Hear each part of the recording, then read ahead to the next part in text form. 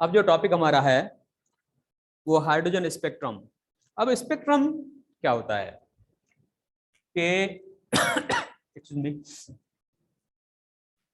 कि कोई भी हमने सपोज करो एक गैस लेते हैं, उस गैस को लो प्रेशर पे डिस्चार्ज ट्यूब में भरकर उसमें इलेक्ट्रिक करंट पास करते हैं, तो ये गैस जो है वो रेडिएशन फॉर्म में एनर्जी रिलीज करती है।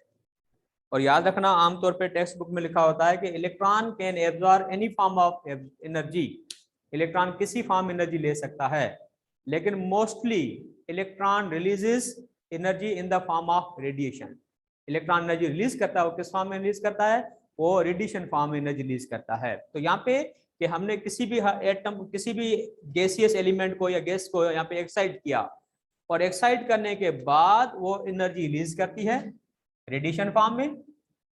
उस रेडिएशन फॉर्म में जो एनर्जी आ रही है, इसको एक हम सिल्ट से गुजारते हैं, एक जो बीम है उसका, और इस सिल्ट के सामने इसमें हम रख लिया एक किस्म का प्रिज्म। और प्रिज्म में जब ये रोशनी लाइट पास होगी, तो इसमें यहाँ पे दो फिनोमिनन होते हैं। एक फिनोमिनन होता है कि लाइट जो है वो अपनी एंगल जो है उसको सीधा जाना चाहिए, उसकी बजाय वो एंगल अपनी चेंज करती है। इसको हम कहते हैं, क्या कहते हैं? डेविएशन या रिफ्रैक्शन कहते हैं।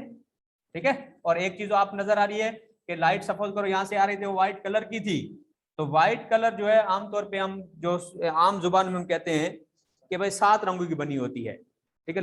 लेकिन ये वर्ड आप कभी भी याद नहीं रखना कि 7 कलर्स। आम कह सकते हैं 7 कलर, लेकिन every colour has its own wavelength. जितने वेवलेंथ होंगी उतने उसके कलर काउंट होते हैं। अगर 1 मिलियन वेवलेंथ है, 1 मिलियन कलर। ओके, इस तरह से। लेकिन इंसान जो है उसकी एक डिटेक्शन की, पहचानने की एक सलाहियत है, वो लिमिटेड है, तो इसलिए हम 7 कलर इसको कहते हैं। तो रोशनी जो है अपने कंपोनेंट कलर में ब्रेकअप होती है, इसको कहते हैं डिस्पर्शन। क्या कहते हैं? डिस्पर्शन। तो लाइट जो उसके अंदर एक होती है वो होती है डेविएशन, और दूसरी होती है उसकी डिस्पर्शन। डिस्पर्शन मींस ब्रेकिंग या splitting of light into component colour. ये component wavelength is called dispersion. और डेविएशन जो होती है उसकी वो इनवर्स होती है वेवलेंथ के साथ। तो उसका जो कलर है वो उसको सीधा जाने के बजाय वो पर्टिकुलर एंगल पे वो रिफ्लेक्ट होता है। और उसकी जो रिफ्लेक्शन की एंगल है वो किस पे डिपेंड करती है? वो डिपेंड करती है किस पे? वेवलेंथ पे। जितनी वेवलेंथ शॉर्ट होगी उसकी डेविएशन मैक्सिमम होगी। तो जो कलर हमारे पास है उसका हम जो सीक्वेंस लिखते हैं वो विबग्योर।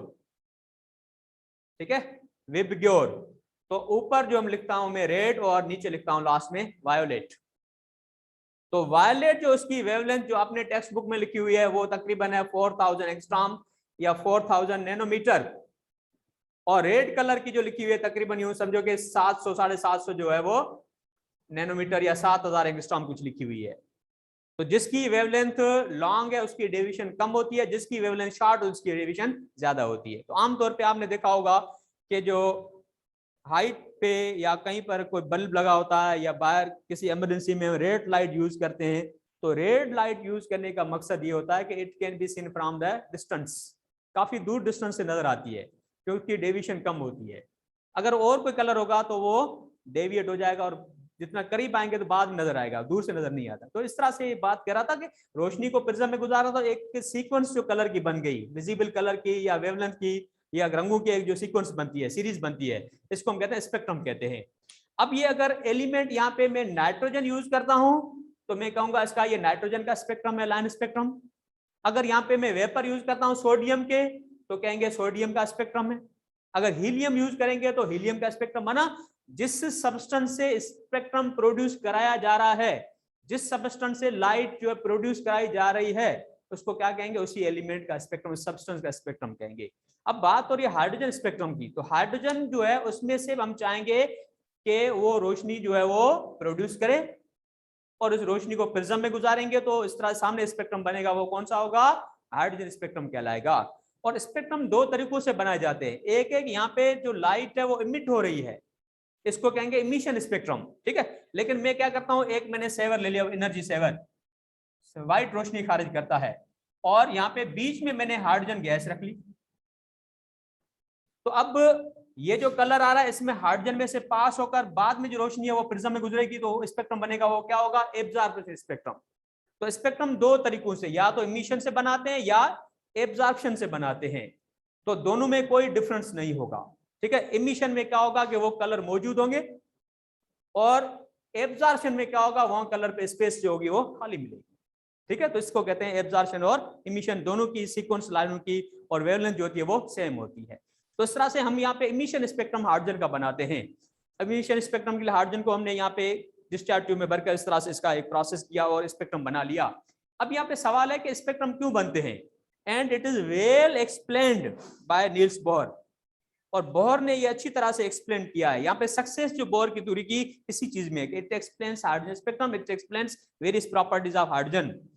तो हाइड्रोजन स्पेक्ट्रम कैसे बनता है, क्यों बनता है, उसकी वजह यह है कि जब हमने इस डिस्चार्ज ट्यूब के अंदर हाइड्रोजन ली तो उसमें एक हाइड्रोजन एटम तो नहीं होगा, उसके अंदर हाइड्रोजन जो एटम होंगे या उसके जो मॉलिक्यूल होंगे जो बाद में आयनाइज होंगे वो बहुत ज्यादा होंगे।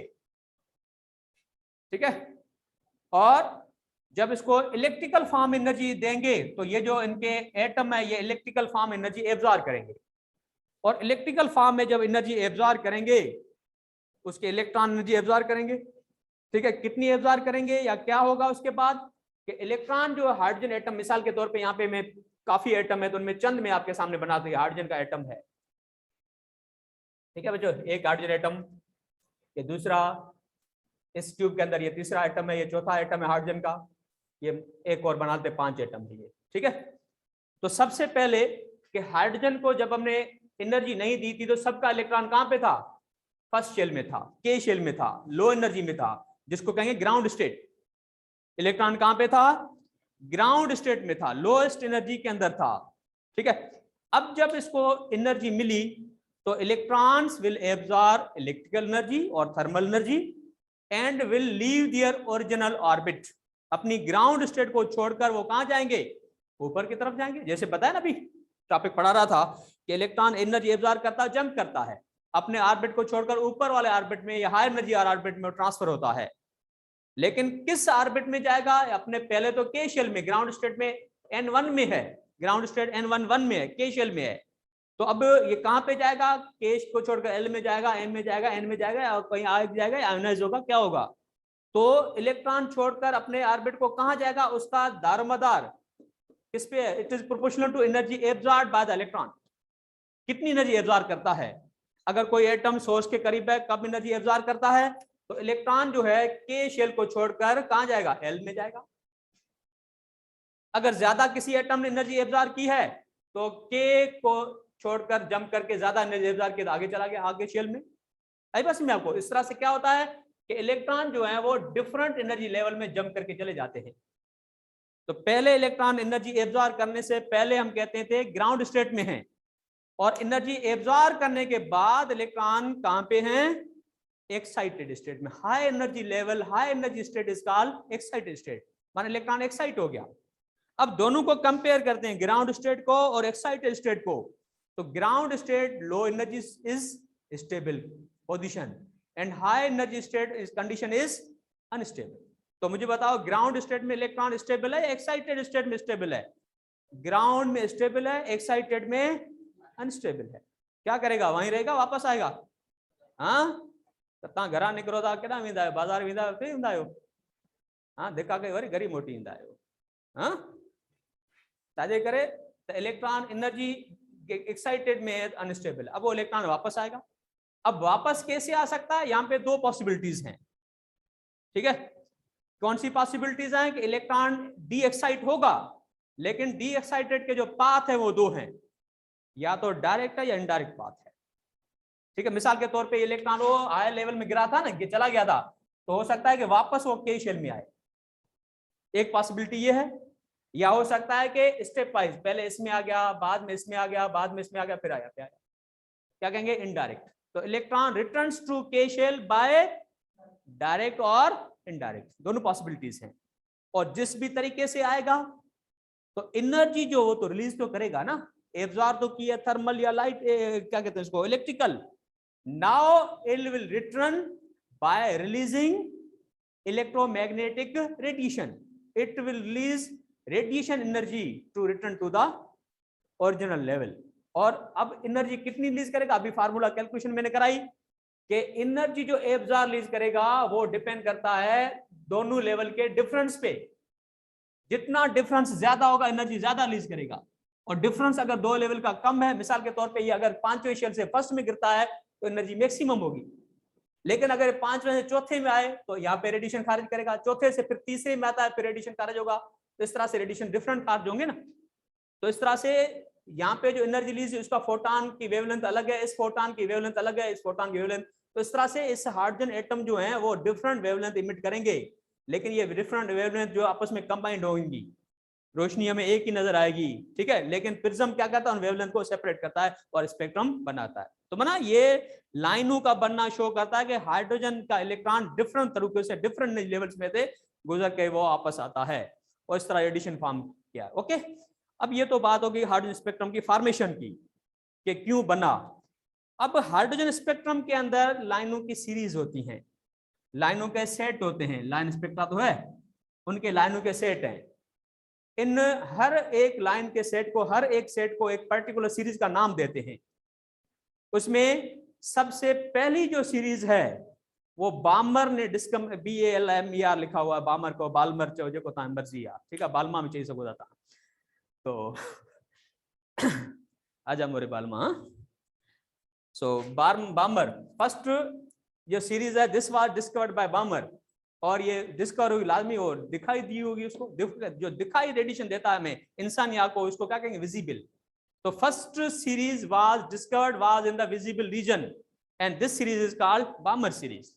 लेकिन हम यहाँ पे क्या करेंगे, सीक्वेंस पढ़ेंगे, एनर्जी की, वेवलेंथ की, फ्रीक्वेंसी की बात करेंगे। तो हाइड्रोजन एटम जो है उसके अंदर डिफरेंट सीरीज है। अब डिफरेंट सीरीज कैसे बनती है यहाँ पे मैं थोड़ा सा आपको आइडिया दूं।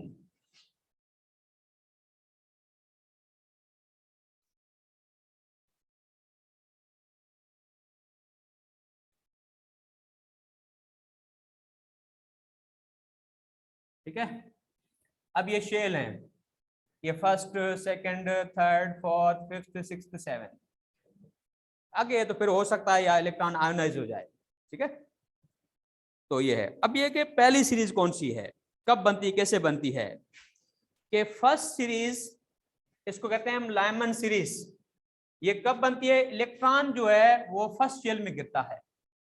फर्स्ट शेल में कहां से गिरेगा, सेकंड से गिर सकता है, थर्ड से गिरे, चौथे से गिरे, पांचवें शेल से गिरे, छठे शेल से गिरे, फर्स्ट शेल में इलेक्ट्रॉन जब जंप करेगा तो फर्स्ट शेल में इलेक्ट्रॉन के आने से जो रेडिएशन खारिज होगा ना, उस रेडिएशन की जो सीरीज बनती है उसको क्या कहते हैं, लाइमन सीरीज। क्या कहते हैं, लाइमन सीरीज।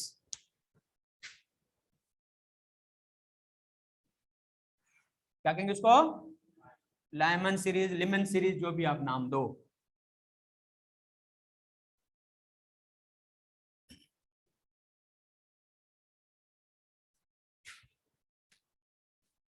तो फर्स्ट सीरीज इज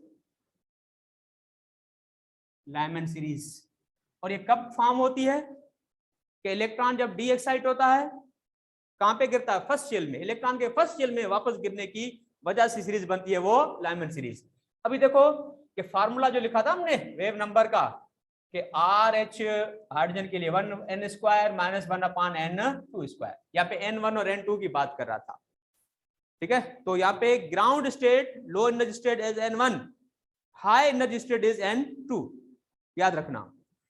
तो लाइमन सीरीज में इलेक्ट्रॉन जब गिरता है तो n1 क्या होगा, 1। ये है फिक्स है, हर सीरीज के लिए n1 की वैल्यू फिक्स है।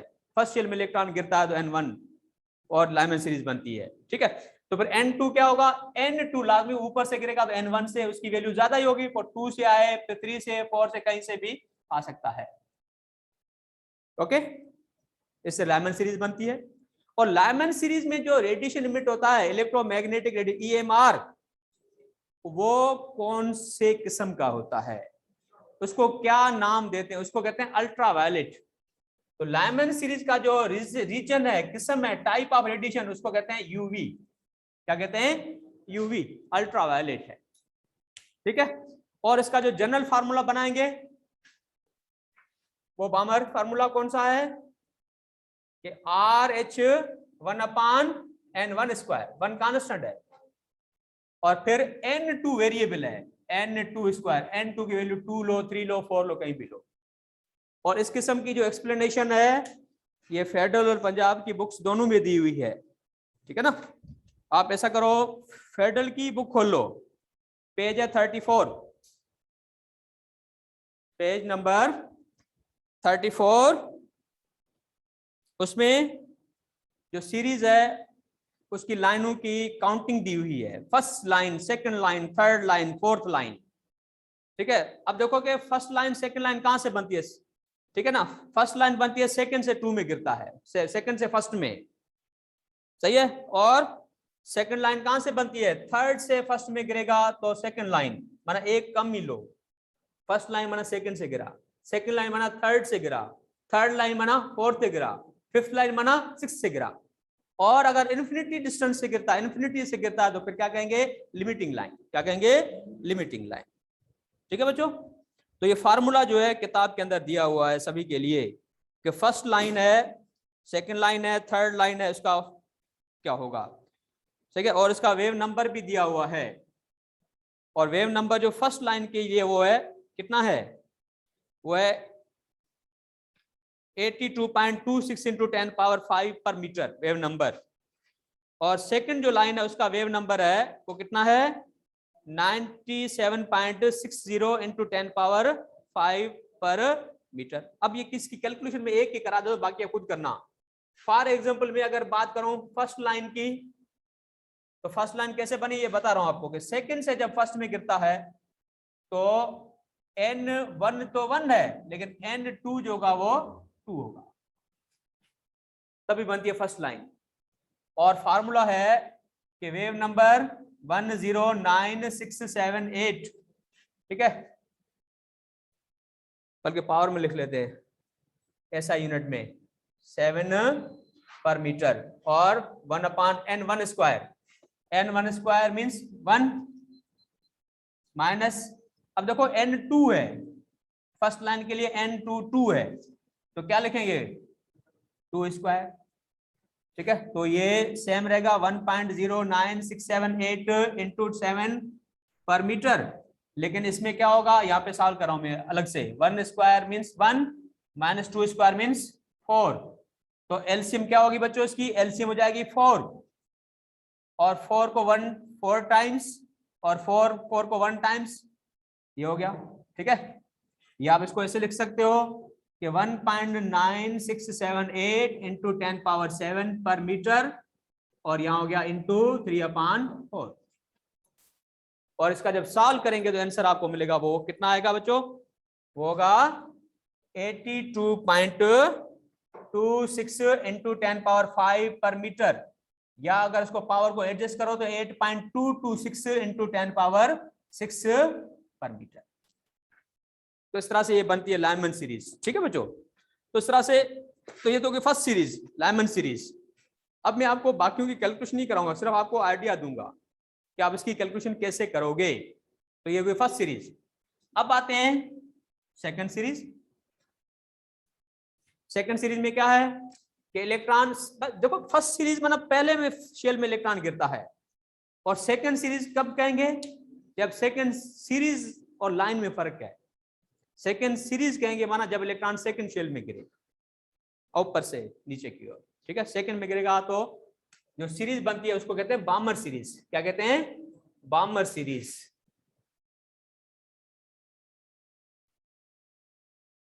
बामर सीरीज कब बनती है, when electron falls to second level. Second level कौन सा, एल में, electron falls into L shell, या एल से कहीं और जाता है तो एब्जॉर्प्शन स्पेक्ट्रम में होगा, और इमिशन स्पेक्ट्रम में वापस होगा, वो रिलीज होगा। इस तरह से तो कोई भी है तो n1 जो है उसका वैल्यू चेंज करेंगे, n1 होगा सेकंड सीरीज के लिए 2, सही है, और n2 हमेशा n1 से ज्यादा होगा, फिर 3 से 4 से 5 से। ठीक है, और इसका जो रीजन है वो विजिबल है। क्या है, विजिबल, विजिबल रीजन में आती है। और विजिबल रीजन की पता है वेवलेंथ कितनी होती है, अपने बुक्स में सिंटेक्स बुक पर लिखी हुई है 4000 एंगस्ट्रॉम से 7000 एंगस्ट्रॉम। ठीक है, इसको कहते हैं ये, देखो बंद कर RH। अब देखो कि n1 को चेंज करेंगे, है कांस्टेंट n1, हर सीरीज के लिए n1 कांस्टेंट है, फर्स्ट लाइमन का n1 अलग है, उसका अलग है कांस्टेंट है। तो यहाँ पे n1 क्या लेंगे 2 स्क्वायर, n1 2 है ना, 2 का स्क्वायर लेंगे 4, और बाकी n2 की वैल्यू आप वेरिएबल पुट करो तो आपको इसकी कैलकुलेशन अलग हो जाएगी।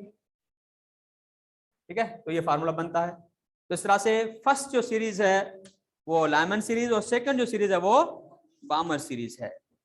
और बामर सीरीज की जो फर्स्ट लाइन है उसमें क्या करेंगे, हम लेंगे n1 माइनस n2, और फर्स्ट लाइन के लिए n2 जो से n1 से एक ज्यादा लिया जाता है। n2 होता है ना, वो n2 जो होता है फर्स्ट लाइन के लिए क्या होता है, n1 प्लस 1।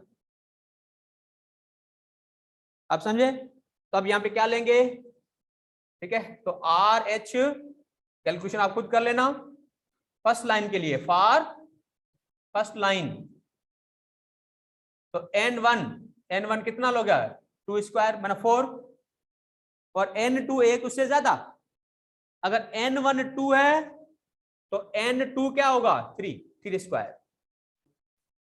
तो फर्स्ट लाइन की जो इसका बामर सीरीज का जो वैल्यू बनेगी वो होगी आर एच, क्या होगा यहाँ पे 1/4 है ना, और माइनस 1/9, 4 ना 6, तो एलसीएम हो जाएगी 36, और 36 को 4 कितने टाइम्स, 9 टाइम्स, और 9 कितने टाइम, 4 टाइम्स, 9 माइनस 4, तो क्या होगा 5/36। ये इसका फर्स्ट लाइन का फार्मूला होगा। ठीक है, तो ये लाइमन सीरीज। तो इस तरह से बाकी जो सीरीज है वो मैं यहाँ पे थोड़ा सा बता देता हूं कि थर्ड सीरीज ये तो होगी, थर्ड सेकंड में गिरने से बनती है वो बामर सीरीज बनी। ठीक है ना बच्चों। अब थर्ड जो सीरीज है उसको कहते हैं हम ब्रैकेट सीरीज। क्या कहते हैं, और सारे पार्शियन सीरीज। तो पार्शियन सीरीज कब बनती है, जब थर्ड शेल में इलेक्ट्रॉन गिरता है तो ये पार्शियन सीरीज बनती है। और चौथी सीरीज कौन सी है, हाँ ब्रैकेट सीरीज, जब चौथे शेल में इलेक्ट्रॉन गिरता है तो चौथी सीरीज बनती है। और लास्ट जो है वो कौन सी है, फंद सीरीज, जब पांचवें शेल में इलेक्ट्रॉन गिरता है तो वो फंद सीरीज बनती है। अब देखोगे थर्ड में गिरेगा तो आदमी चौथे से पांचवें छठे से कहीं से बात सकता है, तो यहाँ पे n1 जो होगा वो थर्ड होगा, और n2 जो होगा वो 4 5 6 होगा इसके लिए, पार्शियन सीरीज के लिए इस तरह से। तो ये जो Lyman series, बामर series, Persian series ये हो गई, ये सीरीज आपको याद रखना है। तो आपको इसमें पॉइंटें कौन सी याद रखनी है, पहले कि उसके जो रेडिएशन का जो टाइप है वो याद रखना है। मैं रिपीट करता हूं यहाँ पे कि जो लाइमन सीरीज है वो अल्ट्रावायलेट रीजन में है, बामर सीरीज विजिबल रीजन में है। ये हो गई 2 सीरीज, बाकी 3 बचती है वो इंफ्रारेड है। ठीक है, कौन सी है, पार्शियन इंफ्रारेड है, ब्रैकेट इंफ्रारेड है, और फन सीरीज ये भी इंफ्रारेड है। लेकिन अगर उसका नाम देंगे तो जो हाई एनर्जी वाला, हाई फ्रीक्वेंसी वाला, लो वेवलेंथ वाला होता है उसको कहते हैं नियर, और लो एनर्जी वाला, हाई वेवलेंथ वाला उसको कहते हैं फार। इनके दरमियान में होता है वो मिड। तो पार्शियन सीरीज है वो नियर इंफ्रारेड, क्या कहेंगे, नियर इंफ्रारेड, और ब्रैकेट और फंद है दोनों फार इंफ्रारेड। ठीक है, Paschen series near infrared, Brackett and Pfund both are in far infrared region. ठीक है, एक बात ये हो गई। उसके बाद कि सीक्वेंस ऑफ एनर्जी, कि भाई इलेक्ट्रॉन किस ट्रांजिशन की एनर्जी ज्यादा होती है, किस सीरीज की एनर्जी सबसे ज्यादा होती है। जो ये सीक्वेंस है ये एनर्जी लिहाज के है। फर्स्ट सबसे ज्यादा एनर्जी वाले लाइमन, सेकंड एनर्जी है वो बामर की, और कम से कम एनर्जी जो ट्रांजिशन है वो किसकी है, फन सीरीज की है, क्योंकि अल्ट्रावायलेट की एनर्जी सबसे ज्यादा है। इलेक्ट्रॉन जब बाग के ऊपर से फर्स्ट में गिरेगा तो एनर्जी सबसे ज्यादा रिलीज करेगा, एनर्जी डिफरेंस ज्यादा कैलकुलेशन की ना अभी आपने, तो स्क्वायर टाइम्स है, तो एनर्जी सीरीज ये बनती है। और अगर वेवलेंथ सीरीज लें तो इनवर्स, शॉर्टेस्ट जो वेवलेंथ, यहां लिखा दो पॉइंट आपको, और बाकी जो क्वेश्चन इसमें आते हैं वो भी मैं आपको समझा दूं किस पैटर्न पे आते हैं।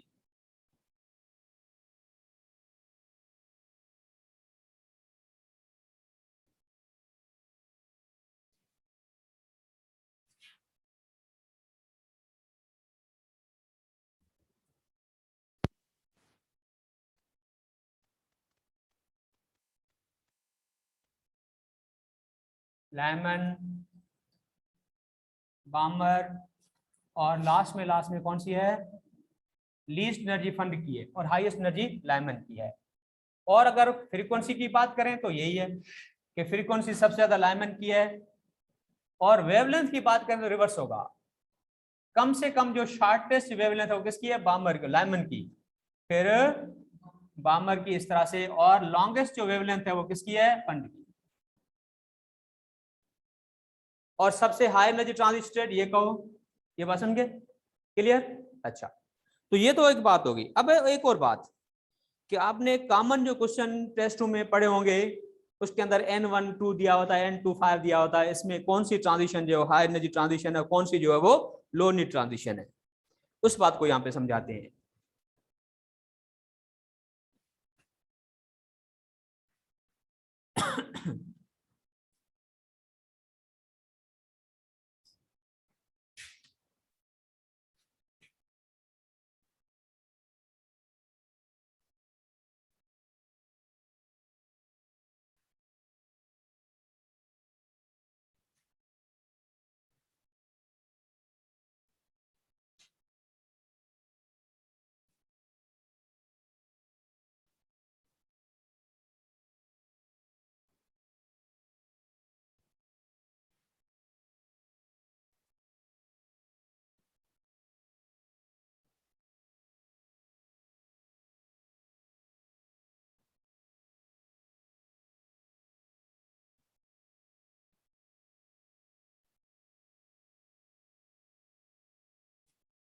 ठीक है, ये है क्वेश्चन है कि which is highest energy transition, and question 2 is which is the lowest energy transition। ठीक है, अब ये आपके सामने मैंने डिफरेंट ट्रांजिशन लिखी है कि इलेक्ट्रॉन कहां से गिर रहा है। अब ये N1 और N2 वाला कॉन्सेप्ट नहीं है कि N5 मींस पांचवें शेल से सेकंड शेल में गिरा, हाइड्रोजन की बात हो रही है। चौथे शेल से, चौथी लेवल से फर्स्ट में इलेक्ट्रॉन गिर रहा है, फिर थर्ड से सेकंड में, या सिक्स से थर्ड शेल में इलेक्ट्रॉन गिरा है, या पांचवें से चौथे शेल में इलेक्ट्रॉन गिरता है। तो इनमें पूछा है कि which is high energy transition and which is low energy transition. अब आपको N4, N3, N1 इस पे नहीं जाना, कहां से गिरा उसको छोड़ो, गिर कहां रहा है वो बात सोचो। लोएस्ट वैल्यू कौन सी है, लोएस्ट वैल्यू ये छोड़ो, इसको छोड़ो, 2 N2 में गिर रहा है, मना दूसरी सीरीज बन रही है। रिपीट करता हूं कि इलेक्ट्रॉन किस में गिर रहा है, वो सीरीज आप सोचो कि इलेक्ट्रॉन सेकंड में जंप गिर रहा है तो सेकंड सीरीज बनेगी, अगर फर्स्ट में गिर रहा है तो फर्स्ट सीरीज बनेगी, अगर सेकंड में गिर रहा है तो सेकंड सीरीज, थर्ड में गिरा है तो थर्ड सीरीज, और चौथे में गिरा है तो चौथी सीरीज। तो सेकंड सीरीज कौन सी है बच्चों, बामर सीरीज। फर्स्ट सीरीज कौन सी है, लाइमन सीरीज। ये बामर, और ये पास्चन, और ये ब्रैकेट। तो अब क्वेश्चन का आंसर आपने देना है, पूछा है कि which is high energy transition, तो हाई एनर्जी ट्रांजिशन माना हाई एनर्जी वाली सीरीज सिलेक्ट करो। हाई एनर्जी वाली सीरीज कौन सी है, सबसे ज्यादा जो एनर्जी है वो लाइमन सीरीज की है। तो हाई में ये लाइमन हो सकती है, बस है ना, क्योंकि लाइमन की एनर्जी सबसे ज्यादा है। रिपीट करता हूं दोबारा कि N5 से इलेक्ट्रॉन N2 में आ रहा है, मींस के पांचवें शेल से सेकंड शेल में गिर रहा है, चौथे शेल से फर्स्ट में गिर रहा है, थर्ड से सेकंड में गिर रहा है, सिक्स से थर्ड में, फिफ्थ से फोर्थ में। तो अभी मैं आपको स्पेक्ट्रम हाइड्रोजन समझा रहा था, उसमें मैंने आपको कहा कि जिस शेल में गिरेगा वो सीरीज बनेगी उसकी। फर्स्ट में गिरने से फर्स्ट सीरीज लाइमन बनेगी, सेकंड में गिरने से सेकंड सीरीज, अगर चौथे में गिरा तो चौथी सीरीज जो है वो ब्रैकेट सीरीज बनेगी। सही है, तो आप देखो कि इलेक्ट्रॉन कहां गिर रहा है, पांचवें से सेकंड, माना हाई से लो में आ रहा है ना, तो लो आप देखो कौन सी है। ठीक है, जंपिंग जो हो रही है हाई टू लो हो रही है, तो लो में कौन सा है, N2 है, माना सेकंड सीरीज लाइमन बामर। N1 में गिरा है, माना फर्स्ट शेल में गिरा, फर्स्ट शेल में गिरने से कहीं से भी इलेक्ट्रॉन गिरे, 5वें से फर्स्ट में आए, छठे से फर्स्ट में आए, थर्ड से फर्स्ट में आए, तो सीरीज वो लाइमन कहलाती है।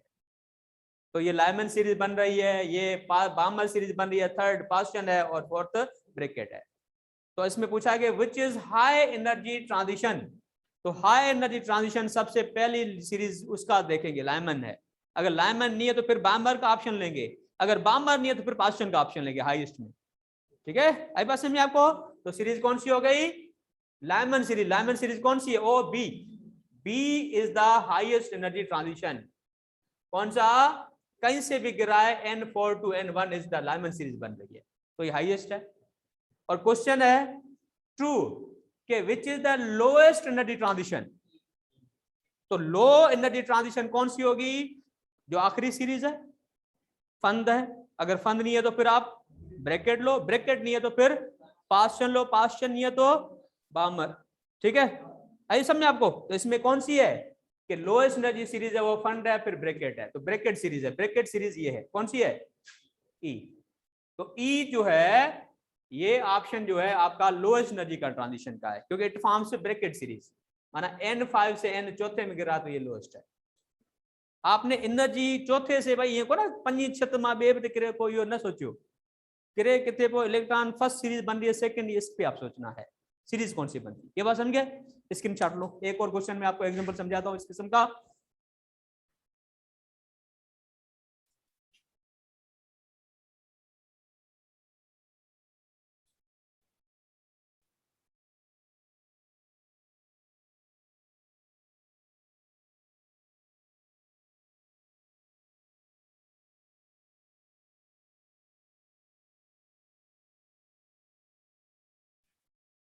ठीक है, ये है क्या? अब क्वेश्चन वही है, रिपीट करता हूं।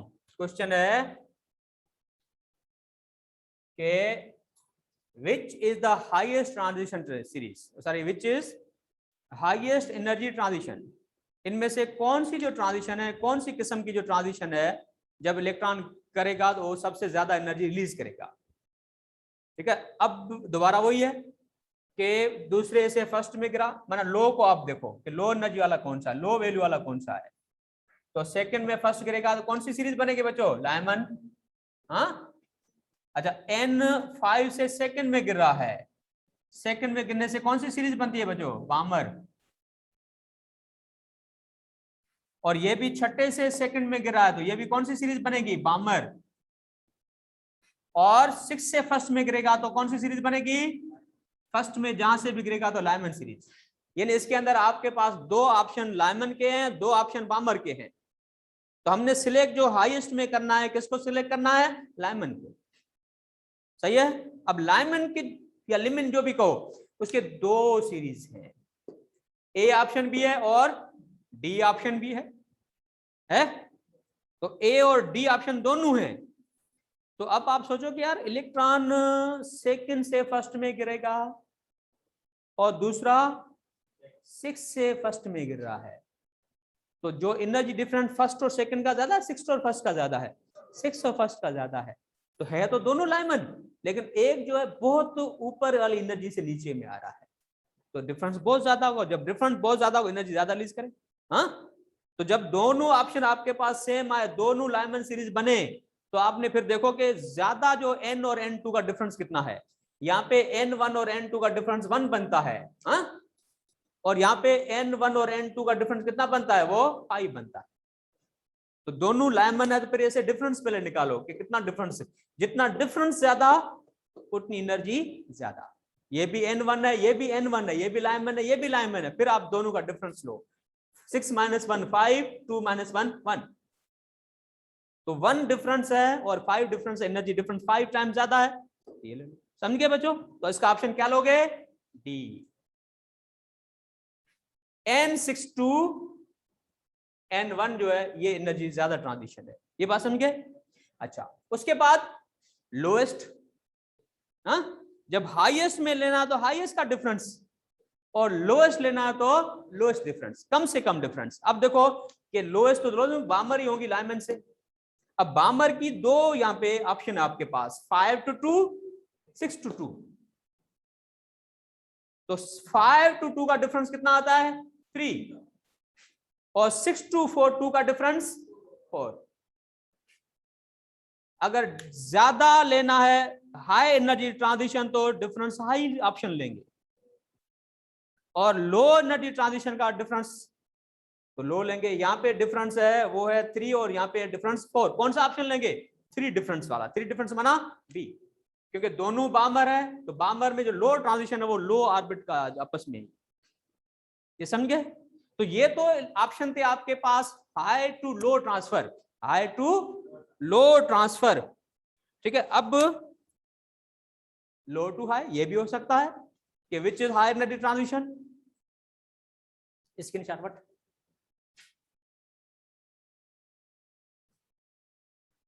भाई N1 से N2 में गया तो ये सबसे ज्यादा एनर्जी एब्जॉर्ब करेगा, ठीक है। और फिर हाँ लोवेस्ट है, लोवेस्ट कौन सी भाई? ब्रैकेट सीरीज चौथी है ना, डी। तो डी जो ऑप्शन है कौन सा है? N4 से N6 में जाएगा तो ये लोवेस्ट है।